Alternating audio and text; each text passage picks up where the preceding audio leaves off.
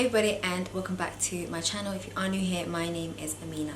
Today is the GCSE exam results day. Now I'm saying exam results day, but no one actually sat the exam because of the pandemic, because of what's going on. Initially the exam results were supposed to be based on teacher recommendations with some input from sort of data from previous years, etc. But then the government decided to use an algorithm which calculated the A-level and GCSE results automatically using this information. However, what happened, as you guys probably saw last week for the A-level results, is that many students, up to 40% of students, were downgraded, significantly got downgraded from their teacher recommendations and from their mock results. So instead of being given an A, which their teacher predicted them, or which they got on their mock grades, some students were getting C's and D's, which is absolutely ridiculous. And so I think there was a lot of uproar and people were really angry about it, rightly so.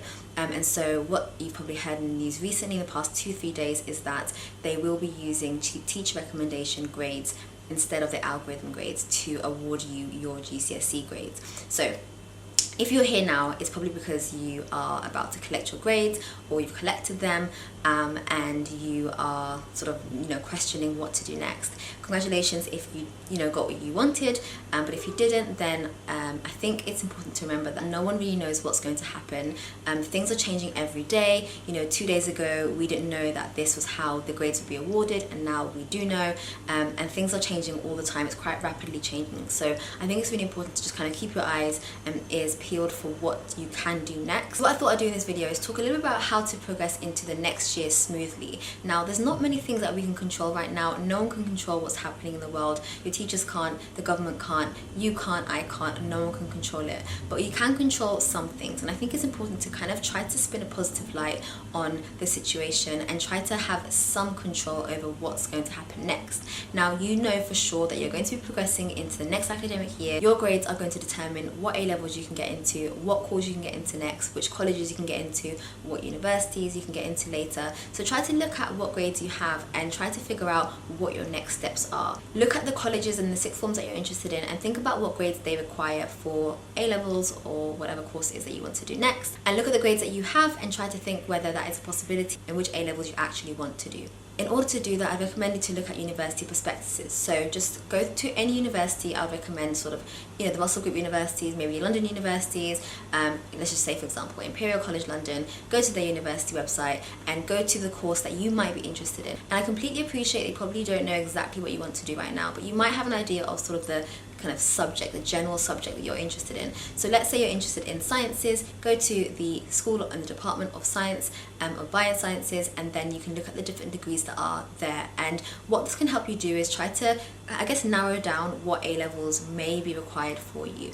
The worst thing would be to go to apply for university and apply for UCAS and then realize actually you don't have the correct subjects that you need for the course that you want to study at university. So try to get an idea of what courses there are out there and what A-levels they require you to do. Some of them even have the grades that they require for GCSE as well. So if you haven't got a level 8, let's say, in maths, then you might not be able to do a maths degree in university. So just take a look and try to, I guess, try to kind of narrow down your options and give yourself some sort of idea for what you're going to be doing next. Then I recommend you to call your sixth form or college, either the one that you have a place at or one that you are interested in going to.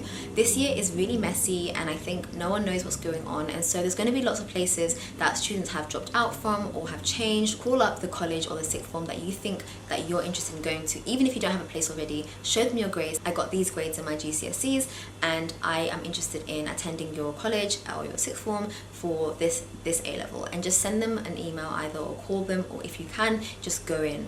So just be really kind of, I guess, proactive into looking for where you can go and choose the best place possible. Once you know exactly what school you're going to be going to and what exam board you're doing and the subjects that you're doing, then I recommend you to actually just kind of flick through a textbook. Now, nothing too serious, you'll learn everything in school, don't worry, but you have missed sort of, I guess, 6-7 months at no fault of your own, but you have missed a lot of time. So you do have I guess a month or so from now in order to kind of try to catch up or try to sort of be in a better position for when you start your new new year. You look at the end of the GCSE chapters, the higher, kind of the more difficult chapters in the GCSE spec. So if you're doing biology A level, I recommend you to go to the level sort of 8 and 9 topics in GCSE and kind of just refresh your mind. Look at your A level topics and look at the first sort of chapter or two. Now, chances are you haven't even finished the GCSE syllabus, so I'd recommend you to go through the last few chapters, because a lot of the time there's a lot of overlap. By doing that,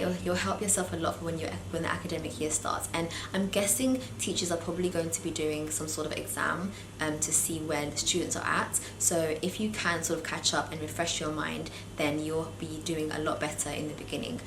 But like I said, there's no obligation to do this, but if you do want to start, on the right foot, then it's definitely a good thing to do.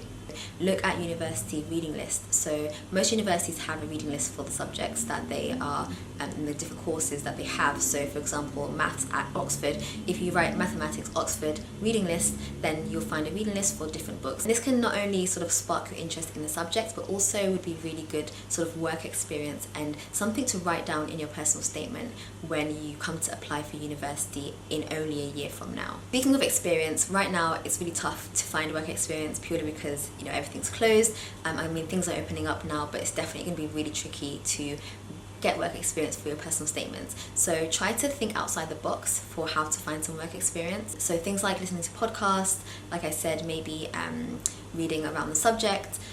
If it's depending on the subject, so for example, let's say you're interested in doing computer science, you can do a coding course, for example. There's loads of things online. Do a coding course and maybe design your own website, and then you can leave that link in your personal statement and say, look, this is what I designed during the lockdown, and try to think of maybe more creative ways of presenting yourself, and try to find more creative ways of showing that you're passionate about a specific subject. You can also spend this time attending virtual open days for universities. So again, you've got your results and you think, what, I'm definitely going to go to university in 2 years' time, but I'm not sure what I want to do. It's a great time to attend virtual open days, and you might not have actually been able to do this before because maybe the travel is too far or the cost, but actually now if you type any university, example the University of Birmingham, they'll have online virtual open days that you can attend. And I think this is amazing to get get to know the universities, get to kind of see what it feels like to go to the university, even though of course it won't be anything like actually going there. But for now,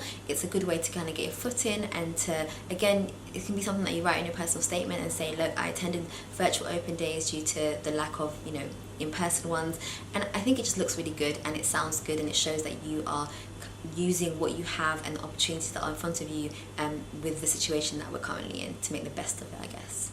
Try to get back into the zone. It's been a very long year. Since I guess March, so March, April, May, June, July, August, September, sort of 7 months, you probably haven't really touched a book, haven't read anything, haven't done any sort of formal learning, and try to get back into that zone. This is probably the longest that you've ever been away from school or been away from learning, so it's going to be really tough to kind of get back into it. So there are some things that you can do to help yourself, and one of them is to organize your space. So if you have a desk or an office space or a table, just anywhere that you usually do your work, tidy it up and get back into the nice kind of space that you were used to from before. Organize your stationery. If you're missing pens and pencils and whatever, get some so you're ready for the new academic year, so you're not sort of running around on the last day. Get new notebooks, get yourself a planner or a diary, something to sort of organize your time and to get back into the sort of, into that zone, like I said. Get some new clothes, new school uniform if you have a uniform. Just try to get yourself organized so that you are in a position where you're not scrambling on the last day and you're sort of mentally preparing yourself. Another thing that I think you should do is start to write. You probably haven't picked up a pen in months, so again, just get a pen and just write down, I don't know, what you've done during the day, or a list of something, or just, I don't know, whatever. Just write down something so that you are used to using a pen and paper. And I know it sounds silly, but really, trust me, when you get back into it, you're going to feel so incompetent and really sort of slow and inefficient if you're not preparing for these kind of things now. That give you something positive and some actionable things to be able to do after today. I hope that you got the result that you were waiting for and that you worked hard during the year for. But like I said, we're living in unprecedented times, so things are changing all the time. Maybe next week something might be slightly different. So these are some things that you can definitely do to help make and change things into a more positive experience. Leave me a comment down below and let me know whether you were happy with your grade or you're a bit upset about it, and don't forget to subscribe to my channel, and I'll see you guys in my next one. Bye.